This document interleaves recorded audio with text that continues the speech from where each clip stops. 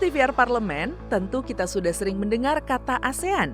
Tapi, sejauh manakah kita memahami tentang ASEAN? Mari kita jelajahi ASEAN atau Association of Southeast Asian Nations. Sesuai namanya, ASEAN merupakan kelompok dari negara-negara yang berada di kawasan Asia Tenggara.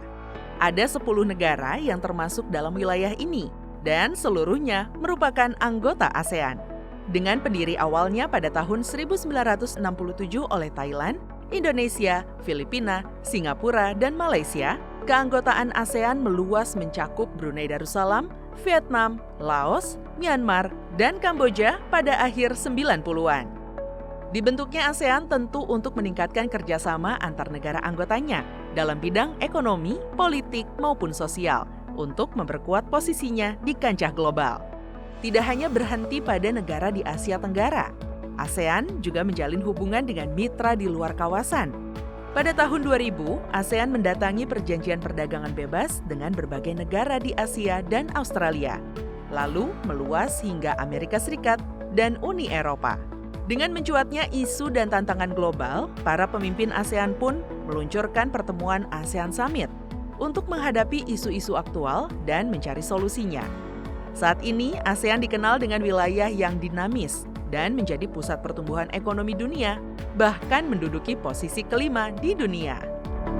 Kita lihat saja, inflasi global yang terjadi saat ini, gejolak geopolitik, dan di tengah tantangan lainnya, dunia mengalami kemerosotan tajam. Namun, ASEAN termasuk Indonesia mampu bertahan. Perdagangan ASEAN bertumbuh signifikan dan inflasi pun tetap terjaga. Pemirsa, ASEAN berpedoman pada 3 pilar. Pilar pertama adalah komunitas politik dan keamanan, yang berfokus dalam mempertahankan perdamaian dan stabilitas di antara negara-negara anggota. Pilar kedua adalah komunitas ekonomi, berupaya membentuk pasar domestik yang kuat di ASEAN. Pilar ketiga, komunitas sosial dan budaya, menyoroti pentingnya pembangunan sosial dan budaya dan berupaya meningkatkan kolaborasi dalam bidang pendidikan, kesehatan, dan pemahaman budaya. Pemirsa, mari kita bahas bendera ASEAN. Melambangkan ke-10 negara dan dukungan di antara negara-negara anggota. Warna-warna bendera yaitu biru, merah, putih, dan kuning merepresentasikan warna utama yang terdapat pada bendera negara-negara anggota ASEAN.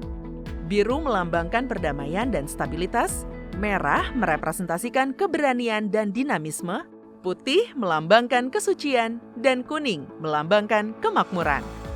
Logo di tengah bendera menampilkan padi, merepresentasikan visi bersama para pemimpin pendiri ASEAN, yakni bervisi untuk menghimpun ASEAN yang terpadu, menyatukan seluruh negara di Asia Tenggara dalam persahabatan dan solidaritas.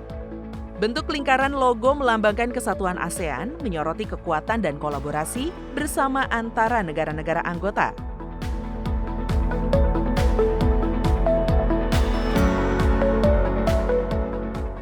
Pemirsa, tahun ini Indonesia menjadi tuan rumah ASEAN Summit ke-42 dan DPR RI menjadi ketua pada pertemuan parlemen anggota ASEAN pada Agustus 2023. Kini kita sudah paham ya apa itu ASEAN dan peran besar bagi negara-negara anggotanya termasuk Indonesia.